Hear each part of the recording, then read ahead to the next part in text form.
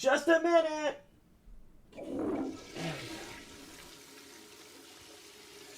Almost done. There we go. Huh? Oh! Hey everyone! I wasn't expecting you guys until like an hour. Well, since you're here, let's get started with the story, shall we? All aboard! Now, Toby and Henrietta were glad to call the Island of Sodor their new home. But they did look old-fashioned and still kept their LNER livery on their side plates. James was very rude to them every chance he got. Ugh! What dirty objects you are! What the hell did you just say? Cálmate, sweetheart. You heard me, princess. He's an older relic, older than Edward. He shouldn't be working. He should be in a museum. How disrespectful. James, why are you red? What? Why are you red? I heard from Thomas that you were black when you arrived, so why are you red? Because I'm a splendid engine. Ready for anything. You'd never dare see my paint dirty. Oh, is that right? That's why you once needed bootlaces to be ready, I suppose. That's my boy. This made James redder than ever as he snorted off. To him, it was an insult to be reminded of the time he had to wear a bootlace to mend a leaking brake pipe in one of his coaches. Hey, you did this to yourself. I don't even know why you chose to pick a fight with him. Save it!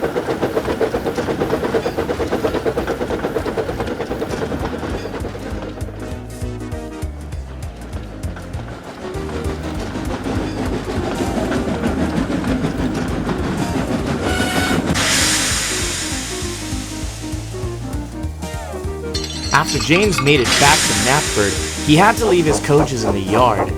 Silver said they had to take a slow freight train, which meant James had to stop at every station to collect trucks from every siding. Dirty trucks from dirty sidings. Ugh. Oh my commie, will you quit your bitching, James? Oh, fuck you, Charlotte. Do you know I hate trucks, and yet I'm still shunting them? Yeah, and I hate hearing you act like a fucking 14-year-old who doesn't get a new car on her birthday, but I still put up with it. Sir Topham Hatt asked us to take the special, so we're taking it. After James gathered his train, they headed on their way to Kiltane.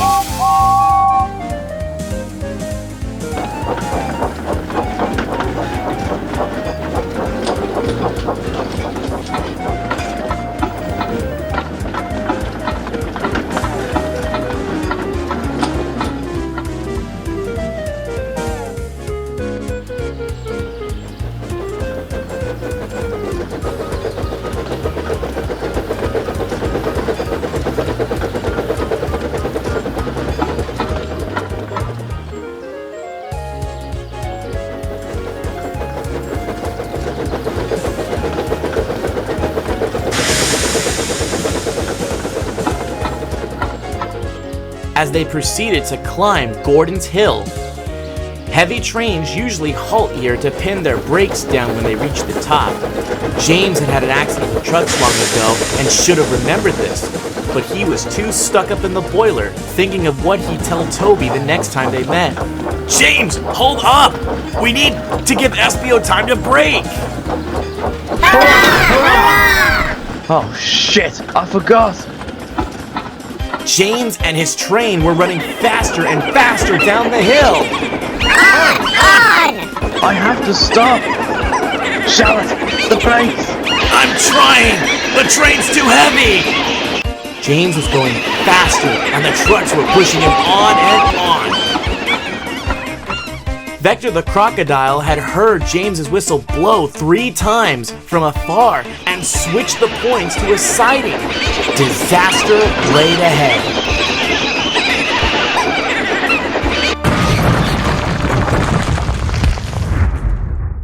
Like the books and the TV series said, something sticky splashed all over James. He had run into a train of tar wagons and was black from smokebox to cab.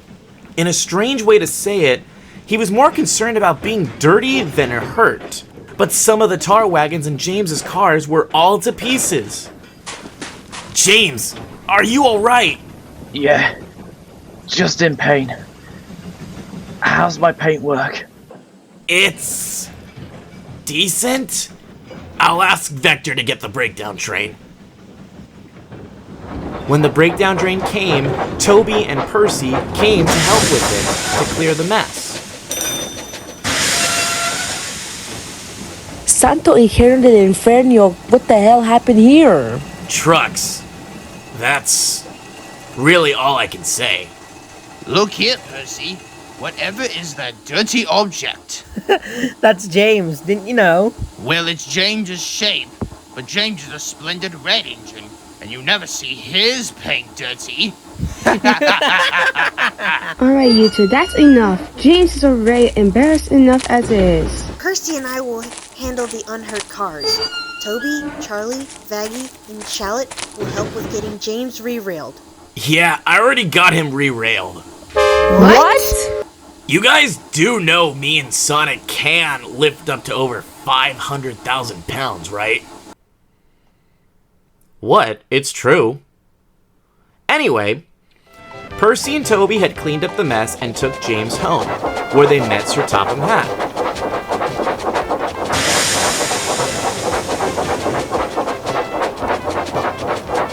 Well done, Percy and Toby. But you, James, fancy letting old trucks get the better of you. I am surprised. You're not fit to be seen. You must be cleaned at once. As for you, Percy and Toby, you both will be given a new coat of paint. Please, sir, may Henrietta have one too? Ho ho ho ho, certainly, Toby. You both deserve one from all the hard work you've been doing. Oh, thank you, sir. She will be most pleased. So Toby and Henrietta went to the works and were away for a few months. The workmen found that Toby and Henrietta were also in need of routine maintenance. They had also seen an air mattress inside of Henrietta. When asked about it, Charlie and Vaggie didn't quite give an answer they wanted. I'd like to take a minute and explain about Charlie and Vaggie's living situation. Because they were technically a demon princess of hell and an ex-angel exorcist, finding a place for them wasn't so easy. Because of their previous home down in hell, they were nearly driven out of town, until they got to Toby's line, where they became his crew. They had enough money to afford an air mattress and a couple of toiletries to use. They would sleep inside of Henrietta, to which she didn't mind either. When they came to Sodor, their living habits still stayed the same until now. With no place for them to sleep for the night, I offered them to stay in my home, in a guest room until the repairs were done. We now continue our story with Gordon sleeping in a siding, with Knuckles resting on top of his roof, dozing off with his hat over his face. Sometimes it's really tiring to be such a large and splendid engine. One does have to keep up appearances. Wouldn't you agree, Knuckles? Wake up, fat face! Ha ha ha ha ha ha! What cheek! That Henry is too big for his buffers.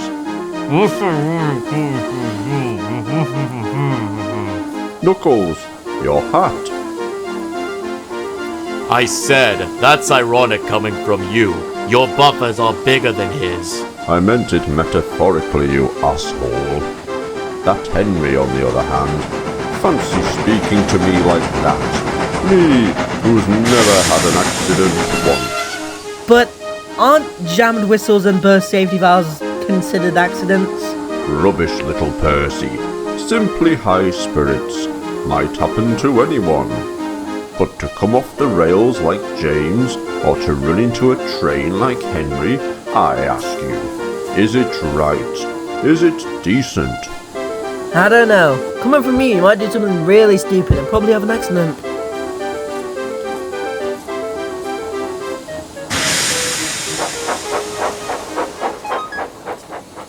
I'ma be real, this is one of those days where Knuckles wasn't gonna put up with Gordon's BS. So, he got up and glided to Sir Topham Hatt's office.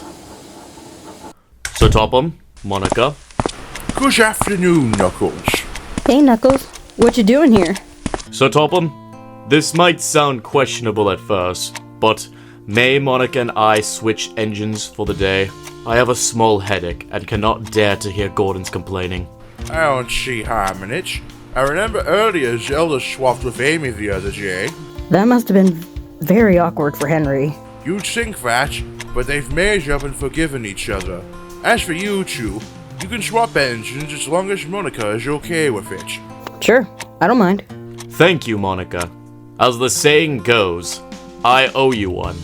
Well, Monica, since you're going with Gordon, can you tell him he's taking a special goods train up to Ellsworth? Sure thing, sir. And Knuckles, Edward will show you the way down his branch line starting here at Nafford. Understood, sir. Edward was surprised to hear Knuckles was going to be his driver temporarily, but understood his reason. Cheer up, Knuckles. Monica keeps a first aid bag in my cab for whenever she gets sick. Thank you, kind Edward. I just hope Monica can put up with Gordon. Wake up, Gordon. We're gonna be taking a special train to the Wellsworth today. Where's Knuckles? He's not feeling well, so he and I swapped engines for the day. I see. Is the train we're taking coaches or trucks? Trunks. Trucks? I won't pull dirty trucks. Sir Topham Hatt's orders, Gordon. We're taking that train, and that's that. Now, Monica tried to start Gordon's fire, but it wouldn't start properly, so Edward had given Gordon a push to the turntable at Nafford.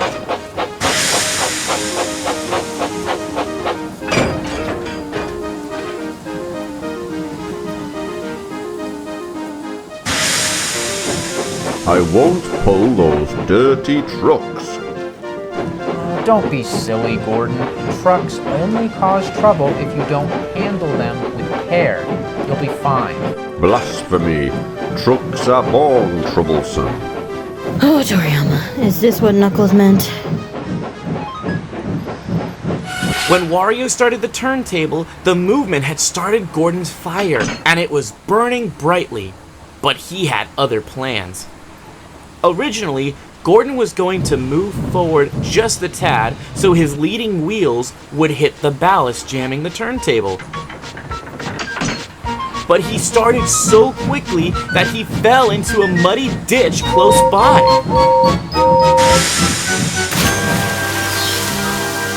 Get me out! Get me out! Not a hope, nor a chance. You're stuck, you prideful, arrogant idiots.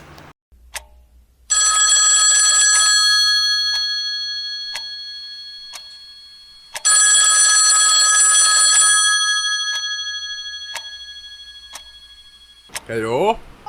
Oh, hello, Monica. Could you repeat that one more time? So Gordon refused to take the special goods train and has rebelled by falling into the ditch. Oh, bother. Well, tell Edward to take it, and you travel with him. Gordon, leave him where he is. We'll get him out later. No problem, Monica. Goodbye. Bother that engine. You're seriously leaving me here? Gordon, that train has to go out, and I can't code anything to get you out. This is on you, I'm afraid. After Monica left, 3 other schoolgirls had shown up to see Gordon. Somehow, they knew Monica because of her literature club, and they couldn't help laughing at him. There's no way that's Gordon in a ditch. They'll never get him out, that's for sure. I just hope he doesn't rust after being in there too long. Now, for the record, the song you hear the boys singing about Gordon in the TV series and Railway series, that was Audrey's idea. The girls didn't sing at all about him. Gordon sat in the ditch for what felt like hours, until nighttime came.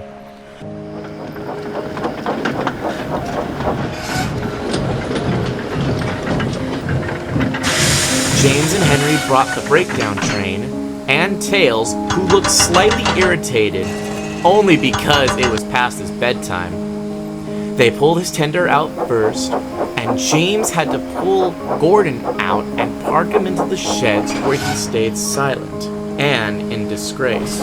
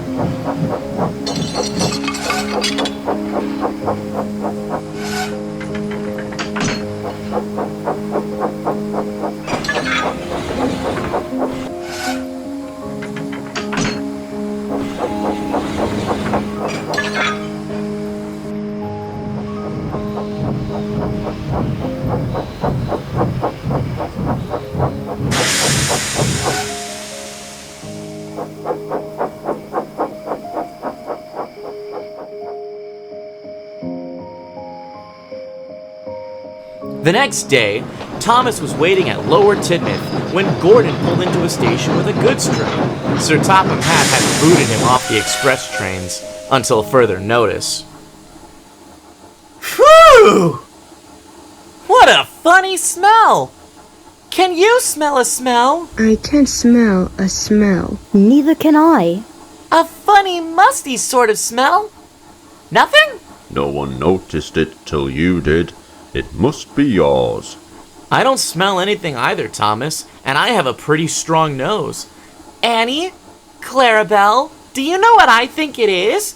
Wait a minute. No, it's ditch water! Before Gordon could say anything, Thomas coupled up to his coaches and ran off laughing. Annie and Clarabelle couldn't believe their non-existent ears. He's dreadfully rude. I feel quite ashamed. I feel quite ashamed. He's dreadfully rude. Quite right, girls. Thomas, you know better than to make fun of Gordon. It wouldn't be funny if you fell in the ditch and he laughed at you. That's because I'm not stupid enough to fall in a ditch. Besides, I thought it was funny. Don't tempt fate, Thomas.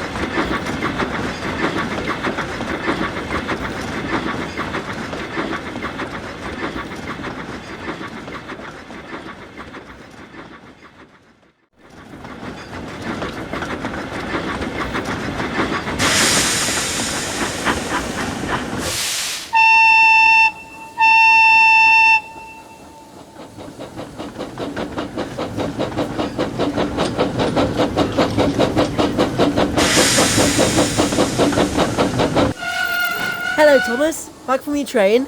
Yes, I have. Do you need any help? Yes, I do. I need some spare trucks from the mines, and I can't get them from here because I'm organising a train for James. Edward already left for Wellsworth, and Toby's busy on the branch line. Can you get them for me? Hang on. If Edward's left, then how is Monica there? Oh, Amy's driving Edward, while Zelda and Link are in my cab. Henry took on some bad coal, and Edward went to fetch some fresh. Well, don't you worry, Percy. I'll bring them and put them on the siding closest to the station. Thanks, Thomas. You're one in a million. Thomas and I parked Annie and Clarabelle in a nearby siding and went to collect trucks from a nearby mine. Long ago, miners were digging in these mines for coal and lead. Though their roofs were stable enough to hold the weight of the trucks, they were not able to hold the weight of an engine. So they would push the trucks by a shunter's pole or a rope to a certain point so the engines would collect them. Nowadays, the mine is rarely used, and they only use the sidings for the trucks. Just as Thomas puffed up, passing a wooden board. The wooden board read, "Danger, engines must not pass this board." Thomas had attempted to pass this board every time he goes to this mine, but I never let him. Nuh-uh-uh. Nice try, Thomas. Ah, damn it! So close! You know the rule, Thomas. You have to stay right here. I'll bring the trucks to you, just after I see if Cherry Bomb is finished. I thought she works at Wellsworth. Nah, she prefers places where she can use her explosives, like mines or construction yards. So Thomas waited and waited, as he started coming up with a plan. I pulled maybe 5 cars close to him, but as I was about to couple him up, he moved forward so quickly that he threw me out of his cab. Thomas, stop! See, Sonic? Nothing is happening. I'm... all right? What's happening? Oh! Ah! Fire and smoke! I've sunk! This is why I said, Thomas, you had to stay behind the board. Oh, bother. I really am a silly engine. And a very naughty one. I was watching you while talking to Miss Bomb. Please get me out. I won't do it again, I swear. I'm not sure, Thomas. We can't lift you out with a crane. The ground isn't firm enough. Can you pull him out, Sonic? I can try, but I won't be able to gain any traction, and Thomas might pull me in too. Maybe we can get another engine to pull him out? That's a splendid idea, Miss Bomb. I wonder if Gordon could pull you out, Thomas. Yes, sir. Monica, can you make a transmission video call to Gordon and Knuckles? I can give it a try. Let me bring out my keyboard.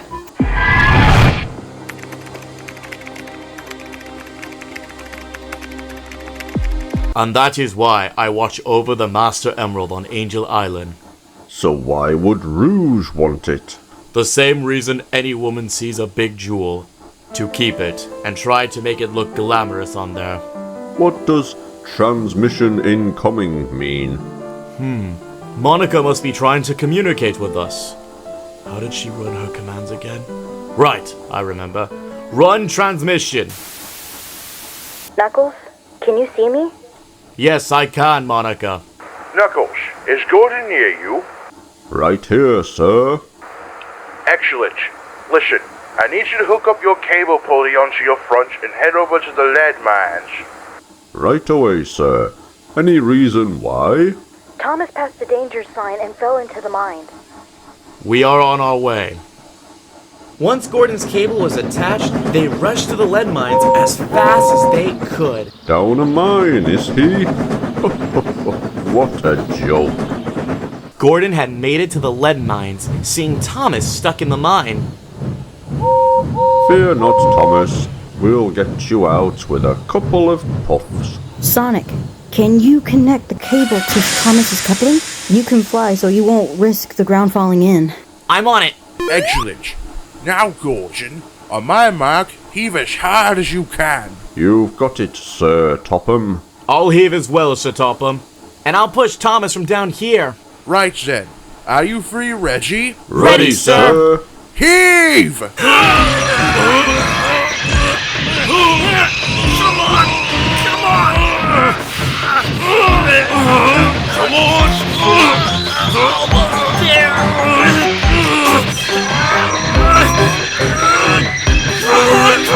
We pushed and pulled as hard as we could. I almost lost my grip twice, but we managed to get Thomas out and back onto the rails. Thank you so much, all of you. And Gordon, I'm sorry I was cheeky. That's all right, Thomas. You made me laugh. Seeing as how I'm in disgrace. Well, at least I'm not alone. I'm in disgrace too. Why, so you are. Shall we form an alliance? An alliance? What's that? In short, you help me and I'll help you. Makes sense? Right you are, Gordon. Right. Then that settles it. Actually, you two, I need you to head to the sheds before you travel to the works.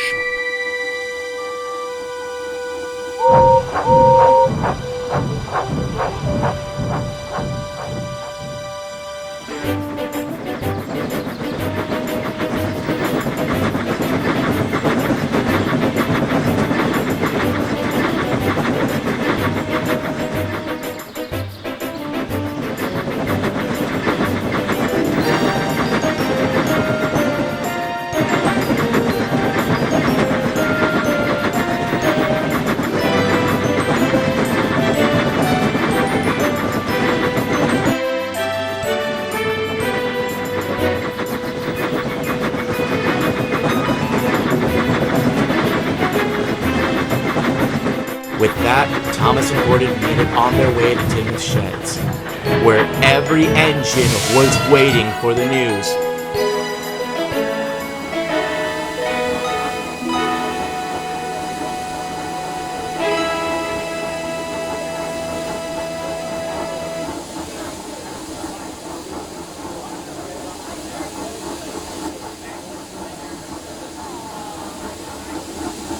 Shadow, Monica, what's the word? No clue. I just got here too. Whatever it is, it's gotta be serious. Every train that was scheduled was canceled and given to the buses. I never seen this many people, Vaggie. Same here, sweetheart. Who knows? This is probably the first time I've seen the yard so crowded. I think it's about the new engine. I doubt it, Amy. Sodor's profits don't seem to be enough to purchase a new engine. Maybe a new branch line? No. I suppose that would make sense. Hopefully it's funds on a new security system. I'm still annoyed by Robotnik for messing up my technology. Would you rather get the funds from British Railways than Sodor? Oh yeah, well the controller pitches in as well. Oh, I know, Vomi. I've signed off on next month's payment. Everyone, your attention, please. I'm sure most of you are confused and probably wondering why I've called you all here tonight. I am pleased to announce that Her Majesty, the Queen herself, is coming to visit the Island of Sodor. Mamma mia! The Queen! It's amazing news! This is going to be awesome! Settle down, everyone. The Queen will be coming to visit in 2 days tops, so we must be prepared for the celebration. And I'll need 2 engines to assist with her arrival. Sir, with respect, why 2? 1 engine will run in front and check the line is clear for her arrival, and the other will pull her. I'll volunteer to check if the line is clear, sir. Thank you, Edgewood. Now I will decide who will pull her tomorrow, so everyone get a good night's rest. We'll start work early in the morning. I'll gladly do it, but I'm in disgrace. Most likely I'll be picked after all. I'm a splendid red engine. Ha! No way, James! She wouldn't dare be picked up by someone who's just recently had an accident. And you'd be picked? Absolutely! I'm the only other tender engine strong enough to pull the train. The fat controller would definitely choose me. The next day, work was busier than ever. Henry was waiting at Napper Station as the Mario Brothers were repainting the frame above the station. Are you guys sure this is safe? I know Sir Top Hat said this had to be repainted, but shouldn't we clear the track so it's easier? There's no need for that, Silver. Luigi and I have done this so many times before, but we thank you for your concerns. As if by rotten luck, what happened next was indeed expected. Henry was starting to steam up, which was blinding Luigi as he fell off his ladder. Silver managed to grab him with his psychokinesis, but the white paint used to be an undercoat splattered on Henry's dome. Oh no! My paint work! Henry, are you okay? I'm okay, but now I won't be able to take the Queen! Oh, Pasha, I was hoping Henry would collect the Queen. Well, sir, there is an alternative.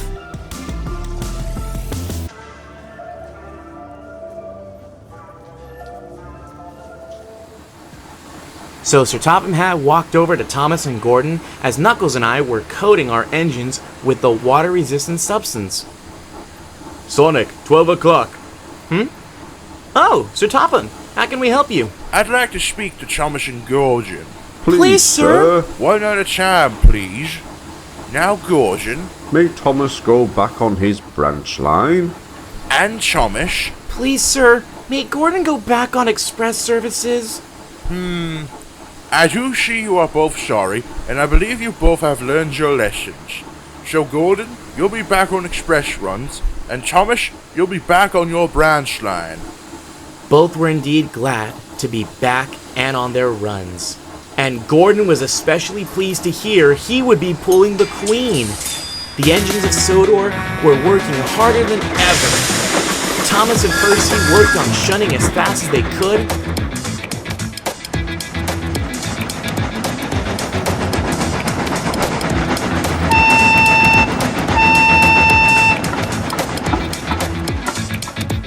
Edward and James took care of the goods trains, and for once, James didn't complain about it.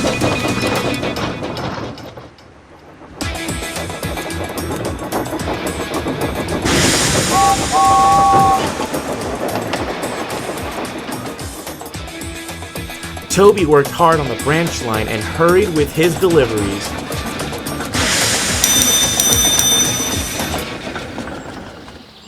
And Henry, though still grumbling about missing out on taking the Queen, pulled the express.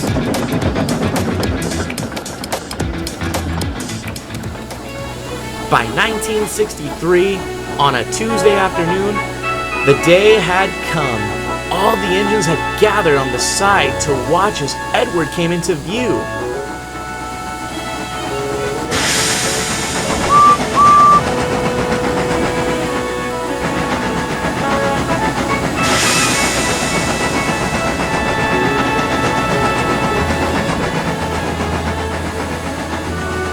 As Gordon's whistle could be heard in the distance. Here he comes!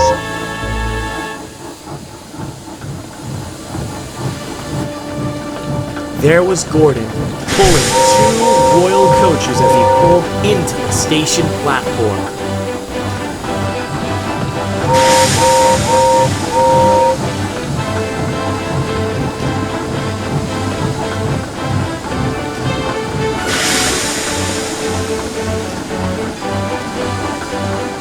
Now, out of respect for the Queen's passing, we can't show the Queen. So for this episode, she will be played by Queen Elsa of Arendelle. Suck it, Disney! The Queen first thanks Sir Topham Hatt for her visit, then Edward for helping with keeping the line clear, and Gordon for his safe and smooth journey. Percy and Toby smiled and cheered loudly, much to James for attempting to shut them up, but they didn't care. 3 cheers for the Queen! The Queen and Sir Topham Hatt then walked around to greet each and every one of the engines. When the time came that she had to return, she thanked Thomas for bringing her coaches and kissed his cheek, which made him blush and smile brightly.